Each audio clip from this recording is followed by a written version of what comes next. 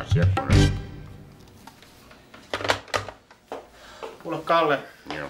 Katos, tässä on tää meidän sopimus kaupungin kanssa. Joo. Kaupunki tilasi Jankon Betonilta keskusaukion pihalaatotuksen ja se piti olla 3 viikkoa sitten siellä. Ja se oli ajallaan, mutta kaikki oli haljenneita. Joo. Viime viikolla toimitettiin uudestaan, kaikki oli haljenneita ja tänä aamuna tuli viimeisin toimitus, kaikki oli haljenneita. Tiedätkö sä, mitä se maksaa kaupungille, kun siellä on 100 työmiestä odottanut 3 viikkoa? Joo. Ja kuule, kaupungin insinööri soitti vielä ja sanoi, että se ei tilaa enää koskaan ikinä mitään Jankon Betonilta. Joo. Ja käski lähettää sulle henkilökohtaiset terveiset, että haista sinä Kalle paska! Joo, asiakunnassa. Joo.